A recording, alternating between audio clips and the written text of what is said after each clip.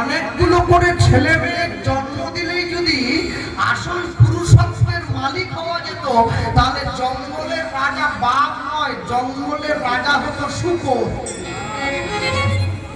ওর 6 মাস ছাড়া 10টা করে ছেলে হয়ে যায়, বছরে 20টা। আর বাঘে 12 বছরে 4টা। জঙ্গলের রাজাকে শূকর না, বাঘ। 15-20টা করে ছেলে মেয়ে নিয়ে কি হবে?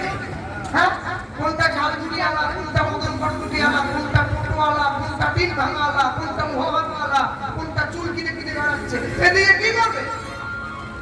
একটা জন্ম দেবেন, 100টা সমান করে মানুষ করবেন।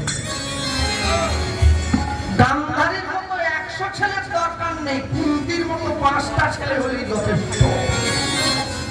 রাবণের মতো 1 লক্ষ ছেলের দরকার নেই, রামচন্দ্রের মতো 1টা ছেলে হলেই যথেষ্ট।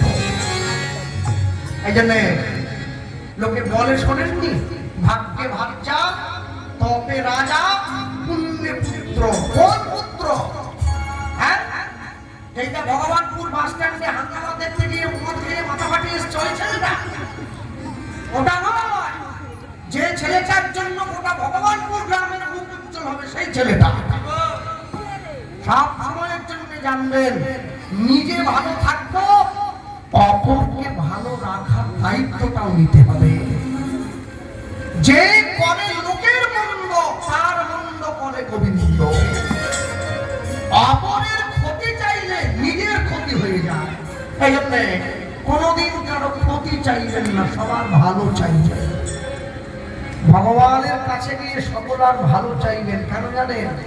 আপনি যদি মানুষের ভালো চান, ভগবান আপনার ভালো চাইবে। আর আপনি যদি মানুষের ক্ষতি চান, ভগবান আপনার ক্ষতি চাইবে।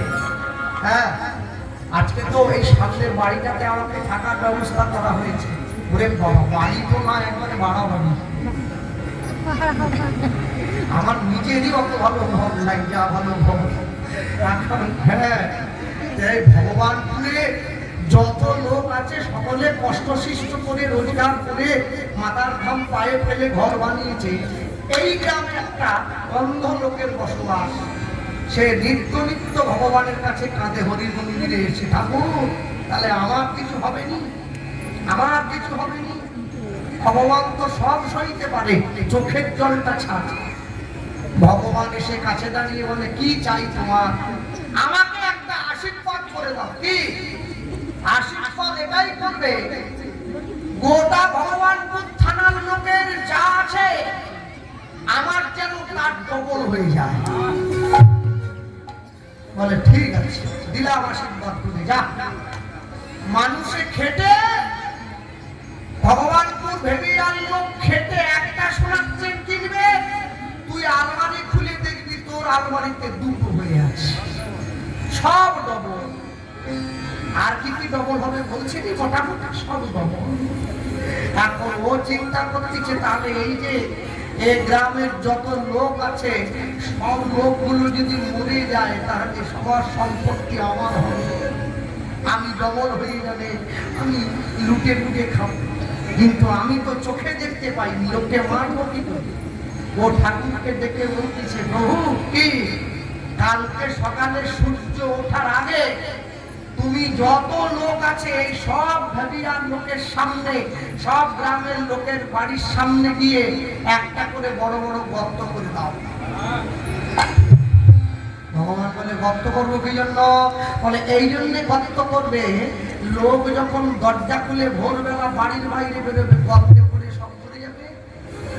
আর সবাই মরে গেলে সবার যা আছে আমার হয়ে যাবে, আমি একা রাজা হয়ে থাকবো।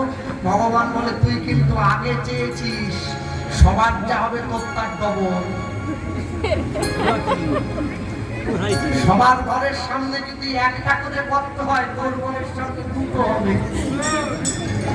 এখন যারা চোখে দেখতে পায় তারা পাটা ফাটা ফেলে কোন রকম করে পেরিয়ে চলে যাবে। তুই তো দেখতে পাসনি, একটা ছেলে পেরিয়ে গেল, আরেকটাই ঘুরে পড়বি। হ্যাঁ, মানুষের যত আছে, মানুষ আরো বেশি চায়। এ জগতে হায় সেই বেশি চায়। আছে যার ঘুরি ঘুরি রাজার হস্ত, পাঞ্চুরি। এই জন্য অল্পে সন্তুষ্ট থাকতে হয়। যত অল্পে সন্তুষ্ট থাকবেন তত জীবনে শান্তি পাবে।